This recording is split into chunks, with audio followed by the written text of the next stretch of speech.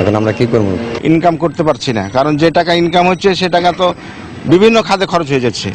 অতএব আমরা এইভাবে গাড়ি চালাবো না, আমাদের যে ধর্মঘট অবরোধ চলছে আমাদের অবরোধ চলবে। দর্শক, এই মুহূর্তে রাজশাহীর সাগরপাড়া এলাকায় আছেন সহকর্মী রাকিবুল হাসান। ধর্মঘটের সবশেষ তথ্য জানতে যোগ দিচ্ছি তার সঙ্গে। রাকিব, ধন্যবাদ মামুন। ট্রাক, কাভার্ড ভ্যান এবং ট্যাঙ্ক লরির যে মালিক পক্ষের যে ধর্মঘটটি গতকাল থেকে চলছে, এখনো কিন্তু সেটি অব্যাহত রয়েছে। যদিও বেলা ৩টার সময় বিভাগীয় কমিশনারের কার্যালয়ে মালিক পক্ষের সঙ্গে বিভাগ প্রশাসনের প্রতিনিধিদের সাথে একটি আলোচনা হওয়ার কথা রয়েছে এবং সেটি হওয়ার পরেই কিন্তু এই ধর্মঘট আসলে কোন পথে যাচ্ছে এবং এটি আসলে আরো কিছুদিন থাকবে না এটি কে প্রত্যাহার করা হবে সেই বিষয়ে আমরা আপনাদের জানাতে পারবো।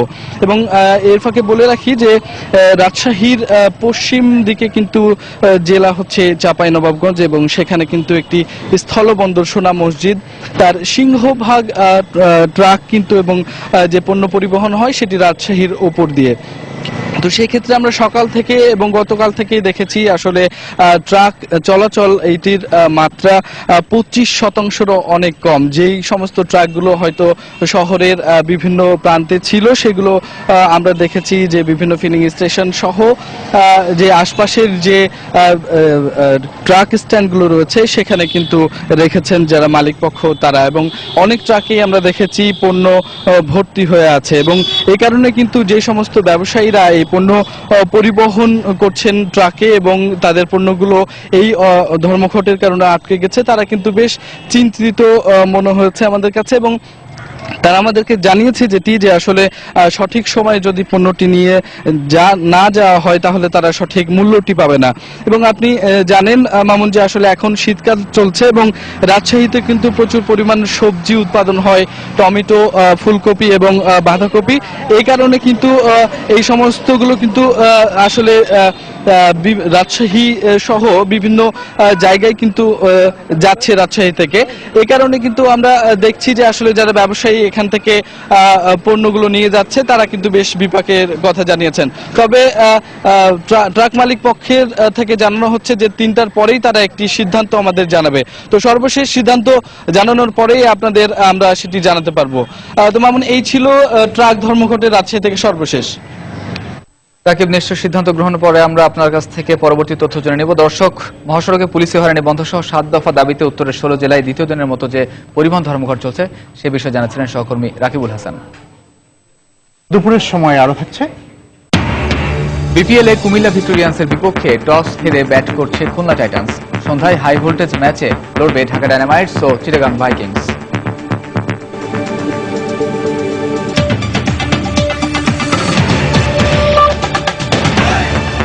আরএফএল ওয়াটার পাম্প, পানি দেবে টেনশন নয়। প্রধানমন্ত্রী ও আওয়ামী লীগ সভাপতি শেখ হাসিনার সুস্বাস্থ্য ও দীর্ঘায়ু কামনা করে দেশের সকল মসজিদ, মন্দির, গির্জা ও প্যাগোডায় বিশেষ প্রার্থনা হয়েছে। গত রোববার পানি সম্মেলনে যোগ দিতে হাঙ্গেরি যাবার পথে প্রধানমন্ত্রীকে বহনকারী বিমানের যান্ত্রিক ত্রুটির কবল থেকে রক্ষা পাওয়ায় দলের পক্ষ থেকে প্রার্থনার আয়োজন করা হয়। বেলা 12টার দিকে ঢাকেশ্বরী মন্দিরে আয়োজিত প্রার্থনায় অংশ নেন সনাতন ধর্মাবলম্বীরা। জাতীয় মসজিদ বাইতুল মোকাররমে বাদ জুমা মিলাদ ও দোয়ার আয়োজন করা হয়। দোয়ায় প্রধানমন্ত্রীর সুস্বাস্থ্য ও দীর্ঘায়ু কামনা করা হয়। জাতীয় কর্মসূচির অংশ হিসেবে আওয়ামী লীগ ও সব সহযোগী ও ভ্রাতৃপ্রতিম সংগঠন একইভাবে সারা দেশের ধর্মীয় প্রতিষ্ঠানে প্রার্থনার আয়োজন করে।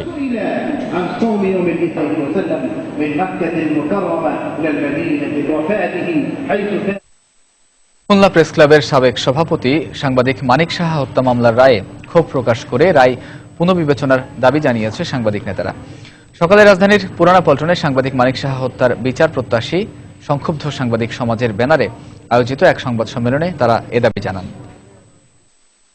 মানিক সাহা যেদিন হত্যা হয়েছেন তার আগের 3 মাস এবং পরের 3 মাস খুলনায় যেসব পুলিশ কর্মকর্তা, র্যাব কর্মকর্তা এবং বিভিন্ন গোয়েন্দা সংস্থার কর্মকর্তা কাজ করেছেন তাদেরকে ডেকে জিজ্ঞাসাবাদ করা হোক। তারা স্পষ্ট বলতে পারবেন যে আসলে এই হত্যাকাণ্ডের পিছনে কারা ছিল।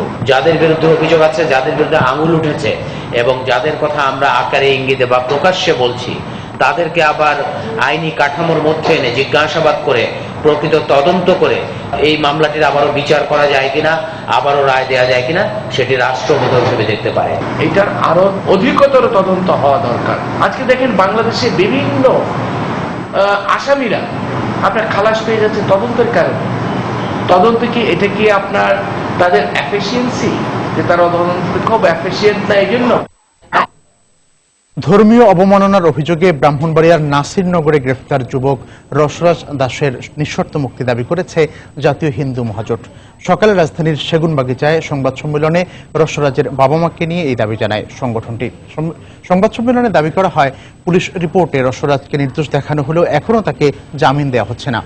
নাসিরনগরের ঘটনায় জড়িতদের খুঁজে বের করে শাস্তির দাবি করে নেতারা আরও দাবি করেন, রসরাজের পক্ষে তথ্য সন্ত্রাস করা সম্ভব নয়। এ সময় রসরাজের বাবা মায়ের পক্ষ থেকেও মুক্তি চেয়ে তাদের পরিবারের নিরাপত্তা ও ক্ষতিপূরণ দাবি করা হয়। ফেসবুকে ধর্মীয় অবমাননা করে রসরাজের ছবি পোস্টের অভিযোগ এনে নাসিরনগরে সংখ্যালঘু সম্প্রদায়ের বাড়িঘরে আগুন ও ভাঙচুরের ঘটনা ঘটে। দেখছেন দুপুরের সময়। টেল সুপ্রিম চেয়ারের পারফেক্ট শেপ আর ডিজাইন আপনাকে দেয় 100% কমফোর্ট। টেল সুপ্রিম চেয়ার। অবশেষে কুয়াকাটার ভাঙন রোধ ও সৌন্দর্য বর্ধনের উদ্যোগ নিয়েছে সরকার। এজন্য কুয়াকাটা গ্রিন সি ওয়ার্ল্ড নামে প্রকল্পের মাধ্যমে ব্যয় করা হবে 150 কোটি টাকা। এটি বাস্তবায়ন হলে ভাঙন থেকে রক্ষা পাবে কুয়াকাটা সৈকত সংশ্লিষ্ট স্থাপনা। পাশাপাশি বনায়নের মাধ্যমে আকর্ষণীয় করে তোলা হবে। এতে বাড়বে পর্যটকের সংখ্যাও। এম এ আজিমের পাঠানো তথ্য ও এস এম সিফাতের ছবি নিয়ে ডেস্ক রিপোর্ট। জলবায়ুর বিরূপ প্রভাবে সমুদ্রপৃষ্ঠের উচ্চতা বাড়ায় গত কয়েক বছর ধরে ভাঙছে কুয়াকাটার সমুদ্র পাড়। অব্যাহত ভাঙনে ঝাউবাগান, নারিকেল বাগান সহ বহু স্থাপনা বিলীন হয়ে গেছে। সময় সংবাদে এবছরের জুলাই মাসে প্রতিবেদন প্রচারের পর দ্রুত উদ্যোগ গ্রহণ করে সরকার। কুয়াকাটা গ্রিন সি ওয়ার্ল্ড নামে একটি প্রকল্প বাস্তবায়নের দায়িত্ব দেওয়া হয় পানি উন্নয়ন বোর্ডকে। এর মাধ্যমে ক্ষতিগ্রস্ত কুয়াকাটার 48 কিলোমিটার পোল্ডারকে সমুদ্রপৃষ্ঠ থেকে উঁচু করে মেরামত এবং ভাঙন কবলিত সৈকতের মূল অংশকে রক্ষা করা হবে। পাশাপাশি বাঁধের পাশে নতুন করে বনায়ন সৃষ্টি করার পরিকল্পনা রয়েছে। গাছগুলোর যে সৌন্দর্যটা ওটাই আসলে এখন নেই, পুরোটাই ফাঁকা ফাঁকা। এখানকার সৌন্দর্য বর্ধনের জন্য যে উদ্যোগটা সেটা খুবই ভালো লাগছে শুনে, যাতে আমরা আরো সহজে আসতে পারি এবং আরো সুযোগ সুবিধা এখানে থাকে। পর্যটন সংশ্লিষ্টরা সরকারের এই উদ্যোগকে প্রশংসনীয় উল্লেখ করে প্রকল্প বাস্তবায়নে অনিয়ম প্রতিরোধে প্রশাসনের কঠোর নজরদারি দাবি জানিয়েছেন। যে কয়শো কোটি টাকা বরাদ্দ দিচ্ছে ওইটা সঠিকভাবে যদি বাস্তব হয়, পূরণ হয়, বিশ্বমানের একটা পর্যটন কেন্দ্র আমরা উপহার পাবো। মানুষ স্বচ্ছন্দ পরিবেশে এখানে এসে থাকতে পারবে। আমরা অবশ্যই আশাবাদী যে কাজগুলো সুষ্ঠুভাবে পরিচালনা হবে। অবশ্য উপজেলা প্রশাসন বলছে কাজটির জন্য শেষ পর্যন্ত তাদের নজরদারি থাকবে।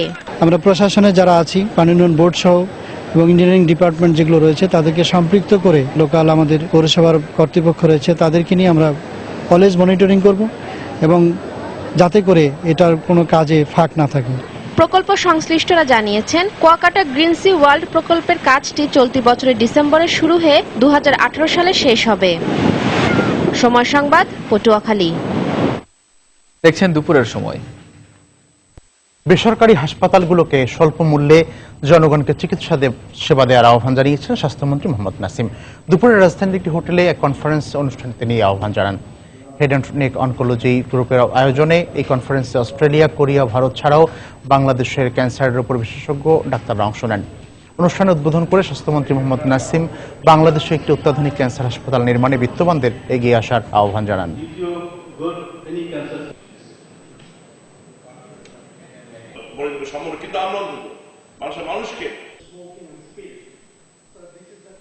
গরিব মধ্যবিত্ত মানুষ তো সরকারি হাসপাতালে যে চিকিৎসা পাচ্ছে, কিন্তু আপনি যদি বেসরকারি হাসপাতালগুলো একটু হৃদয়বান হয়ে এই ধরনের যে টেস্টগুলো হয় বা চিকিৎসা যেগুলো হয় সেগুলো যদি চার্জ কমিয়ে নেন, অন্ততপক্ষে যদি একটু সহনীয় পর্যায়ে রাখেন, তাহলে আমি মনে করি যে অনেক সাধারণ মানুষ এই ধরনের বেসরকারি হাসপাতালে যে চিকিৎসা পাবে।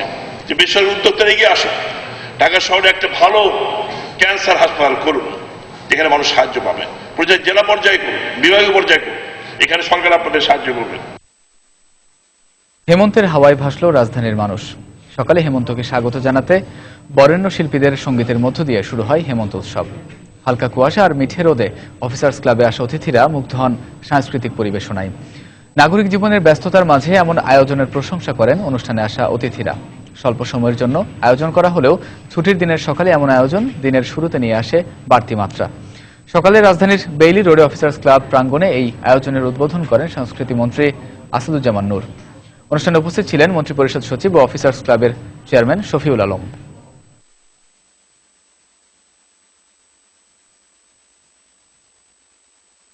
দেশের বাইরের খবর। খ্রিস্টান সম্প্রদায়ের সবচেয়ে বড় ধর্মীয় উৎসব যীশু খ্রিস্টের জন্মদিন ক্রিসমাস ডে। একে কেন্দ্র করে ক্রিসমাস ট্রি লাইটিং এর মাধ্যমে যুক্তরাষ্ট্রে শুরু হয়েছে মাসব্যাপী উৎসব। নিউ ইয়র্কের রকফেলারে কয়েক লাখ দর্শনার্থীর উপস্থিতিতে আনুষ্ঠানিকভাবে 94 ফুট উঁচু ক্রিসমাস ট্রি আলোকিত করেন নিউ ইয়র্কের মেয়র বিল ডি ব্লাজিও সহ বিশিষ্টজনরা। নিউ ইয়র্ক থেকে PM মামুনের ছবি নিয়ে শিহাবুদ্দিন কিসলার রিপোর্টে বিস্তারিত। ক্রিসমাস ট্রি লাইটিং এর আনন্দঘন সময়কে ধরে রাখতে দিনভর বৈরী আবহাওয়াকে উপেক্ষা করে বিকেল থেকে রকফেলার সেন্টার এলাকায় জড়ো হতে থাকে হাজারো দর্শনার্থী। ক্রিসমাস ট্রিকে সাজাতে পুরো 1 মাস 30 জন কর্মী নিরলসভাবে কাজ করেছেন বলে জানালেন রকফেলার সেন্টারের ক্রিসমাস ট্রি সংগ্রহ ও পরিচর্যা প্রধান এরিক ফোজে। এই ক্রিসমাস ট্রি 94 ফুট উঁচু এবং 56 ফিট প্রশস্ত। গাছটি সাজাতে আমরা 50,000-এর বেশি লাইট ব্যবহার করেছি। এই উৎসবকে ঘিরে মানুষজনের উৎসাহ দেখে আমার খুবই ভালো লাগছে। বিনামূল্যে এই ক্রিসমাস ট্রিটি দিয়েছেন এনজি আইকলার ও গ্রেগ একলার পরিবার। একমাত্র মেয়েকে নিয়ে তারাও এসেছিলেন রকফেলার সেন্টারে। আমি প্রতি বছর আমার পরিবারের সঙ্গে এখানে আসি। এবার আমার সঙ্গে আমার বন্ধুরাও এসেছে। এই ক্রিসমাস ট্রি অনেক বড় এবং এটাকে অনেক সুন্দর করে সাজানো হয়েছে। আমি প্রথমবার এখানে এসেছি, এটা সত্যিই দারুণ। আমরা প্রতি বছর সুসজ্জিত ক্রিসমাস ট্রি দেখতে এখানে আসি, তবে কখনো ভাবিনি আমাদের ক্রিসমাস ট্রিও এখানে ঠাঁই পাবে। আমাদের গাছটি 94 ফুট উঁচু এবং এটি 90 বছরের পুরনো। বিশ্বাসীদের কাছে ক্রিসমাস ট্রির জন্ম স্বর্গের বাগান ইডেনে। তাই চিরসবুজ ক্রিসমাস ট্রি লাইটিং এর শুভক্ষণ উপভোগের সুযোগ হারাতে চায়নি কেউই। আলোকোজ্জ্বল এই ক্রিসমাস ট্রির মতোই সুখ আর সমৃদ্ধিতে সবার জীবন ভরে উঠবে, এমনটি প্রত্যাশা করছেন সবাই। রকফেলার সেন্টার থেকে শিহাবুদ্দিন কিসলু, সময় সংবাদ, নিউ ইয়র্ক, যুক্তরাষ্ট্র।